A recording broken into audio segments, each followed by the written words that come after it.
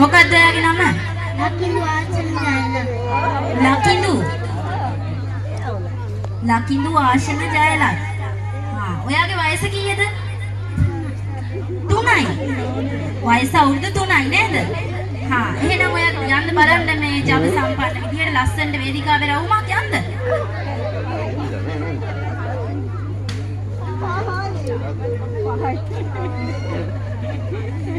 හරි. ඔයා දැන් මොකද කරන්නේ? මොන්ටිසෝරි යනවද?